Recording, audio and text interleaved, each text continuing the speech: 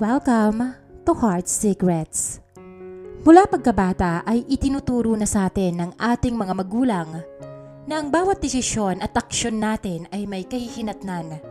Maganda man ito o hindi, pero bilang isang kabataan, madalas tayong nagiging mapusok at padalos-dalos at may mga pagkakataon na ang mga desisyong nagagawa natin dahil sa pagiging immature ay nagiiwan ng panghabang buhay na sugat.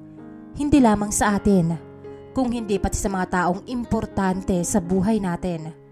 Magandang araw po sa iyo, Miss Heart. Itago niyo na lamang po ako sa pangalang Otep. Sumulat ako sa inyo kasi pakiramdam ko ay sasabog na ang utak ko sa bigat ng pinagdadaanan ko ngayon. Hindi ko na alam kung kanino lalapit at alam kong kayo lang ang makapagbibigay sa akin ng diretsyong payo nang walang halong panghusga. Kahit na alam kong malaki ang naging pagkakamali ko. Mabuti na lang at na-discover ko itong channel nyo. Kahit papano, alam kong may mga taong makikinig sa akin. Noong mangyari ang lahat ng to ay 19 anyos pa lang ako.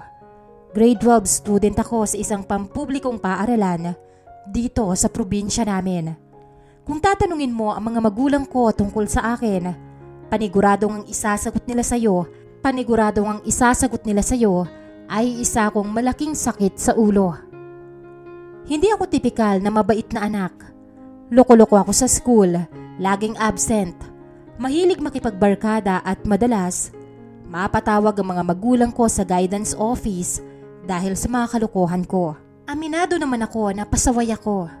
Gumagala ako sa gabi kasama ng mga tropa ko at madalas wala akong pakialam sa mga pangaral ng nanay at tatay ko. Para sa akin noon, ang buhay ay isang malaking laro lang na dapat i-enjoy habang bata pa. Kasi kapag tumanda ka na, gugupuin ka ng mga responsibilidad sa buhay. Ganun po kasi ang nakikita ko sa paligid ko. Hanggang sa isang araw, nagbago ang lahat nang mangyari ang hindi inaasahang bagay sa akin. Si Ninang Elaine. Siya ay 44 anyos na, maganda, may maayos na trabaho at asawa siya ng isang sundalo na madalas nadidestino sa malalayong lugar. Dahil laging nasa operasyon ang asawa niya, madalas siyang mag-isa sa malaking bahay nila na ilang kanto lang ang layo mula sa amin. Noong bata pa ako, bihira ko siyang makita dahil naging busy siya sa trabaho. Pero nitong huling taon ko sa senior high school, bigla siyang naging madalas bumisita sa bahay namin para makipagkwentuhan kay nanay. Doon nagsimula ang lahat, Miss Heart. Noong una, normal na batian lang. Pero unti-unti, napansin kong iba ang paraan ng pagtingin niya sa akin. At ako naman, bilang isang mapusok, mapangahas at lukulukong bata, nakaramdam ako ng kakaibang excitement. Alam kong may asawa siya at alam ko ring mali. Pero noong mga panahon na yon ay wala akong pakialam. Isang hapon, pumunta ako sa bahay ni Ninang dahil inutusan ako ni nanay na maghatid ng ulam na niluto niya. Doon ko siya naabutang naglilinis ng sala. Mag-isa lang siya noon. Pagkaabot ko ng mangkok, sa halip na umalis agad ay inanyayahan niya akong maupo muna at uminom ng juice. Dahil mainit ang panahon at tamad din naman akong umuwi para mag-aral, pumayag ako. Maraming salamat, Otep, ha, sa paghahatid. Ang laki-laki mo na talaga. Parang kailan lang. Siyempre naman, Ninang. Nagbibinata na. Nagkakaisip na rin. Pabiro kong sagot sabay ngiti. Sus, talaga bang may isip ka na? Sabi ng nanay mo, pasaway ka pa rin eh. Huwag po kayong maniwala kay mama.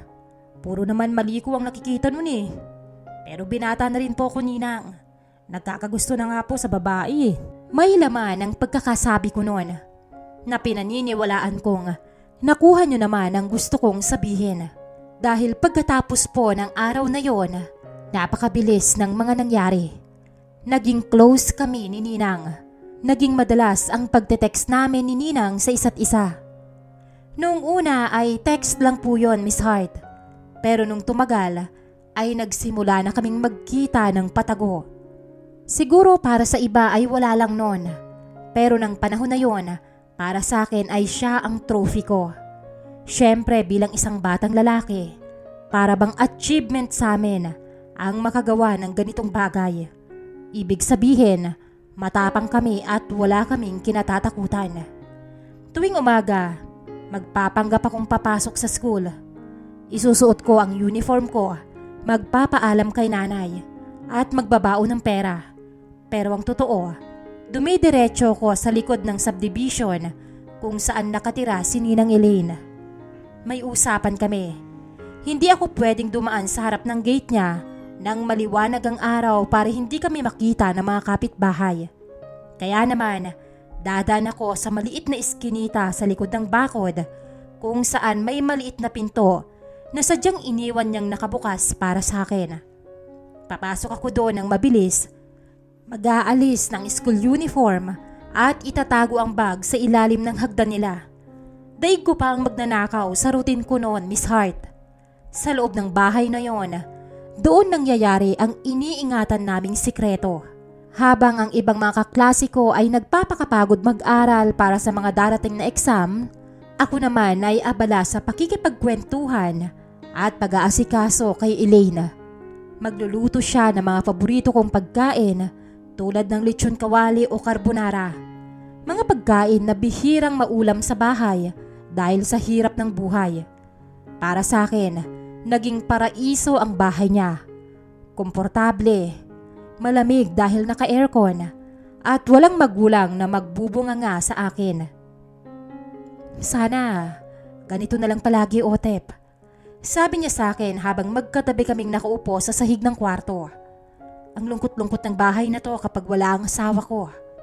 Pero kapag nandito ka, pakiramdam ko buhay na buhay ako ulit. Ako rin naman, Ninang. Sagot ko naman sa kanya habang pilit kong ibinabaon sa isip ko ang katotohanang may asawa siyang sundalo at ako naman ay inaanak lang niya. Naging routine namin ito sa loob ng ilang buwan. Tuwing hapon bago mag-alas 5, mabilis ko ulit isusuot ang uniform ko at aayusin ang buhok. Dadaan ulit sa likod para umuwi sa amin na parang galing sa isang mahabang araw sa eskwelahan. Si nanay naman, tuwang-tuwa pa dahil akala niya ay nagbago na ako at hindi na gumagala kasama ang mga barkada ko. Hindi niya alam, mas matinding kalokohan pala ang pinapasok ng anak niya. Habang tumatagal, lalo kaming nagiging mapangahas. Hindi na lang kami nagkikita tuwing oras ng klase. Nagsimula na rin kaming gumawa ng mga dahilan para magkasama kahit gabi o kapag weekend. Isang beses, nagdahilan ako kay nanay na meron kaming overnight project para sa research class. Graduating na ako kaya pumayag si nanay kahit medyo nag-aalangan siya. Siguraduhin mo lang na mag-aaral kayo dyan, Otep, ha? Huwag puro laro. Huwag puro lakwatsa. Paalala niya. Opo, Nay. Kailangan po talaga naming tapusin to para makagraduate. Pagsisinungaling ko ng diretso sa mga mata niya. Nang walang kaunting kakaba-kaba sa aking dibdib. Ganon ako katigas noon, Miss Hart. Sa halip na sa bahay ng kaklase ko, sa bahay ni Elaine ako dumiretso. Buong gabi kaming nagpakasaya. Tumawag pa nga ang asawa niya at nanghingi siya ng extra allowance. Nung pumayag naman ito, sabi niya sa akin ay lalabas daw kami pag nakuha niya na ang pera. Pakiramdam ko noon ay napakagaling ko dahil nagagawa kong paikutin ng aking mga magulang at ang isang matandang babae na may asawa na. Wala naman po kasi akong nararamdaman sa kanya, Miss Hart, kung hindi tawag ng laman at ang nakukuha ko sa kanyang mga pakinabang. Pero hindi pala panghabang buhay ang kasiyahan. Isang araw, habang naglalakad ako, pauwi galing sa bahay ni Elaine gamit ang iskinita sa likod, nakasalubong ko ang isa sa mga kapitbahay namin na kilalang tsismosa. O Otep, galing ka yata sa likod ng bahay ng ninang mo. Tanong niya sa akin na may halong mapanuring tingin. Opo, Aling Marites. Inutusan lang po ko ni nanay na tingnan kung maayos ang gripo nila sa likod. Sira daw po kasi, sabi ni Ninang. Mabilis kong palusot kahit na nararamdaman ko ang biglang pagtulo ng pawis sa aking noo. Ay, ganun ba? Palagi kaya doon nitong mga nakarang linggo . Ang akala ko pa naman ay nasa school ka tuwing ganyang oras. Hirit pa niya bago naglakad paalis. Akala ko noon ay ligtas na ako, Miss Hart. Pero ang hindi namin alam, marami pa palang nakakapansin sa mga pagsalisi ko papunta kay Ninang. Isang gabi, habang naghahapunan kami, bigla akong tinanong ni Nanay ng may seryosong mukha. Otep, totoo ba ang naririnig ko sa mga kapitbahay na madalas ka daw sa bahay ng Ninang Elaine mo kapag wala ang asawa niya? Tanong niya habang nakatitig sa akin ng matalim. Napatigil ako sa pagsubo. Tumingin ako kay tatay na noon ay tahimik lang na kumakain pero nakikinig din. Hindi po totoo yan, Nay. Alam niyo naman po si Aling Marites. Walang magawa sa buhay kundi gumawa ng kwento. Pumupunta lang ako doon kapag may pinapahatid kayo o kapag may ipinapagawa si Ninang na mabigat na trabaho. Sagot ko nang may buong lakas ng loob na magsinungaling. Siguraduhin mo lang, Otep. Sabi naman ni tatay na sa wakas ay nagsalita na rin. Huwag na huwag kang gagawa ng kalokohan na sisira sa pangalan ng pamilya natin. At pamilyadong tao ang ninang mo. Igalang mo ang asawa niya na nagpapakapagod sa bundok bilang sundalo. Opo tay, alam ko naman po ang tama at mali. Sagot ko na lang para matapos ang usapan.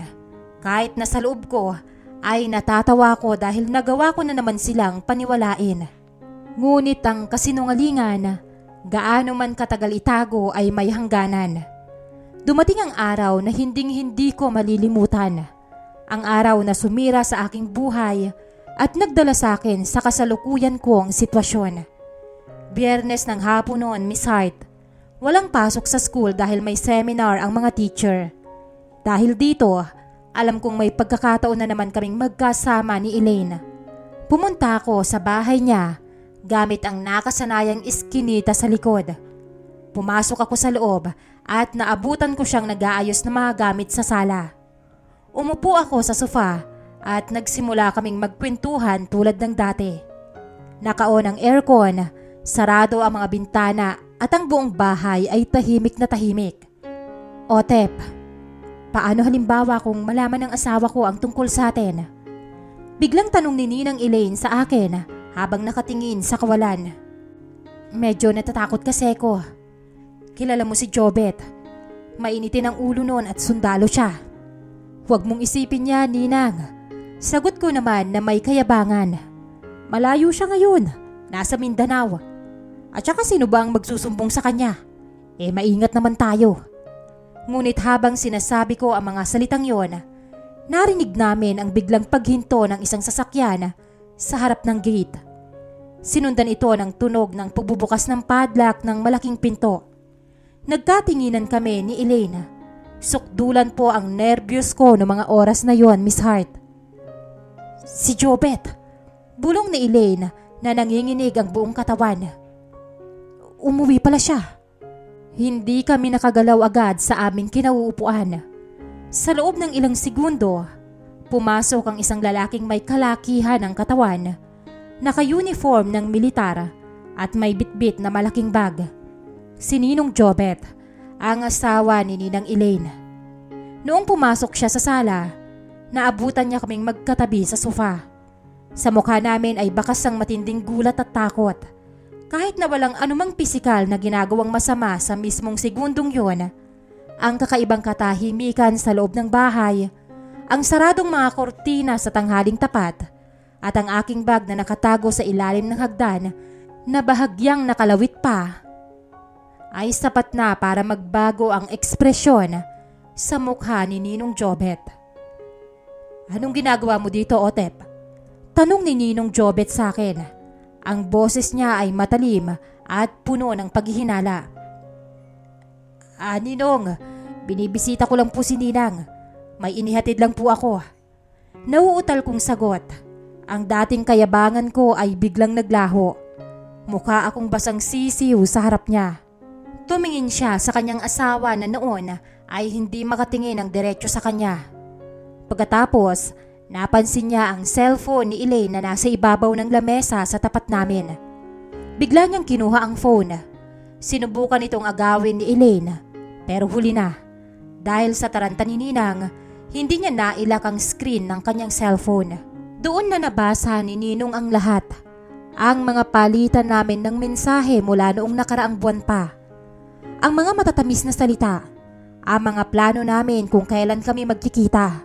At ang mga biro kong puno ng kapusukan. Habang binabasa niya ang bawat text, nakita ko kung paano nagbago ang kanyang ekspresyon. Magkasalubong na ang mga kilay niya at nanginginig na naikuyom ang kanyang mga kamao. Ito ba ang ginagawa niyo habang wala ako? Sigaw niya na umaalingaw-ngaw sa buong bahay. Ibinalibag niya ang cellphone sa lamesa kaya nabasag ang screen nito. Hindi ako nakapagsalita, Miss Hart. Ang buong katawan ko ay nanginginig sa takot. Akala ko ay sasaktan niya ako ng pisikal. Pero mas pinili niyang kontrolin ang galit niya. Pero hindi po naging dahilan yon para makampante ko. Sa presensya pa lang ni Ninong Jobet at sa laki ng katawan nito, sapat na para manginig ako sa takot. Umuwi ka sa bahay niyo ngayon din, sabi niya sa akin sa isang malamig at nakakatakot na boses. Wag kang aalis doon dahil kakausapin ko ang mga magulang mo ngayon. Mabilis kong kinuha ang bag ko at tumakbo ko palabas ng bahay. Hindi na ako nag-abalang dumaan sa iskinita. Habang naglalakad ako pa uwi, ay nagsimulang pumatak ang mga luha ko. Dito na ako nagising sa katotohanan, Miss Hart. Dito ko napagtanto kung gaano kalaking kasalanan ang nagawa ko. Pagdating ko sa bahay, naabutan ko si nanay na naglalaba. Hindi ko siya kinausap at dumiretso ko sa aming kwarto. Doon ako nagmukmok, naghihintay sa parating na bagyo. At hindi nga nagtagal, pagkalipas ng isang oras, dumating ang sasakyan ni Ninong Jobet sa tapat ng bahay. Kasunod ay ang pagdating ni tatay galing sa trabaho. Nasa sala kaming lahat. Nakapaikot sila habang ako ay pinaupo sa harap nilang lahat. Doon ipinakita ni Ninong Jobet ang mga ebidensya. Mga text at chats namin ni Ninang. Noong mabasa ni nanay ang mga text, napaupo siya sa sahig at nagsimulang umiyak ng malakas. Napakasakit ng pag-iyak ni nanay. Sobrang sakit na sa bawat hikbi niya ay nararamdaman ko ang pagkadismaya niya sa akin. O Tep, paano mo nagawa ito sa amin? Hikbi ni nanay habang nakahawak sa kanyang dibdib. Anak kita, pinalaki ka namin ng maayos kahit mahirap lang tayo. Bakit ang ninang mo pa? Si tatay naman ay nananatiling tahimik. Pero ang mga mata niya ay mapula at puno ng galit at matinding kahihiyan. Bigla siyang tumayo. Lumapit sa akin at sa unang pagkakataon sa buhay ko, Miss Hart, ay sinampal niya ako ng pagkalakas-lakas dahilan para matumba ako sa sahig. Wala kang kwentang anak, sigaw ni tatay. Napakalaki mong sakit sa ulo. Akala ko puro paggala at pagluloko lang sa school ang kaya mong gawin. Pero hayop ka. Sumira ka ng pamilya ng may pamilya. At sa ninang mo pa, na kapatid ang turing namin. Paano ko haharapin ang mga tao dito sa atin? Humingi ng paumanhin si tatay kay Ninong Jobet. Halos maglumuhod sila ni nanay sa harap niya. Isang bagay na hinding-hindi ko naisip na makikita kong gagawin ng aking mga magulang. Ang magmakaawa sa ibang tao dahil sa aking kasalanan. Ngunit matigas si Ninong Jobet, Miss Hart. Pasensya na pare, sabi ni Ninong Jobet kay tatay. Pero ididemanda ko ang anak mo. Hindi ko pwedeng palampasin ang ginawa niya sa pamilya ko. Haharapin niya ang batas. Miss Hart, ito na po ang aking kasalukuyang sitwasyon na hindi ko alam kung paano re-resolbahin. Seryoso si Jobet sa kanyang banta. Nitong nakaraang araw, may dumating na abiso sa aming bahay mula sa isang abogado. Nais niya akong kasuhan ng kaukulang legal na aksyon dahil sa pakikiapid at pagsira sa kanilang pamilya. Wala kaming pera para kumuha ng magaling na abogado at ang kaunting ipon ni tatay para sa graduation ko sana ay mukhang mapupunta lang dito. Hiyang-hiya ako sa mga kalokohang ginawa ko. Hiyang-hiya ako sa mga magulang ko. At ang pinakamasakit, Miss Hart, Hindi na po nila ako kinikibo gaya ng dati. Halos maging hangin na lang ako sa bahay namin at nakikita lang ako kapag may mali akong nagagawa. Nalaman din sa school ang kalokohang ginawa ko. Siyempre, sa dami ba naman ng marites sa amin, imposibleng hindi kakalat ang issue na yon. Sa unang pagkakataon, Miss Hart, ay naranasan kong lumuhod at magmakaawa sa principal namin. Dahil nagpasya sila, napatawan ako ng expulsion kapag natuloy daw ang hearing namin. Isa daw akong kahihiyan sa school at kahit na anong pakiusap ng mga magulang ko, sa pagkakataong yon ay hindi na daw nila ako kayang pagbigyan. Si Ninang Ilay naman ay tuluyan ng umalis sa kanilang bahay matapos ang matinding away nila ni Ninong Jobet nung gabing yon. Balita ko ay bumalik siya sa kanyang mga magulang sa kabilang probinsya at ang kanyang cellphone number ay hindi ko na rin makontak. Iniwan niya akong mag-isa na humaharap sa bagyong to habang siya ay nakaligtas mula sa galit ng mga tao, lalo na ni Ninong Jobet. Nagsisisi ako ng sobra, Miss Hart. Ang kapusukan ko, ang pagiging loko-loko, at ang kawalan ko ng pakialam sa nararamdaman ng iba ay nagdala sa akin sa napakahirap na sitwasyon. Pakiramdam ko ay wala na akong kinabukasan. Ang takot na baka isang araw ay may dumating na pulis para arestuhin ako ang nagpapaiyak sa akin gabi-gabi. Hihingi sana ako ng payo, Miss Hart. Ano po ba ang kauna-unahan kong dapat gawin? Paano ko ba maibabalik ang tiwala ng mga magulang ko na sobra kong nasaktan at napahiya sa buong baryo namin? Paano ko haharapin ang banta ng demanda ni Ninong Jobert kung wala naman kaming sapat na pera? Sana po, Miss Hart, ay mapili nyo ang aking sulat at mabigyan nyo ako ng kaliwanagan. Kailangan ko po talaga ngayon ng payo dahil gulong-gulo na po ang isip ko. Lubos na gumagalang, Otep.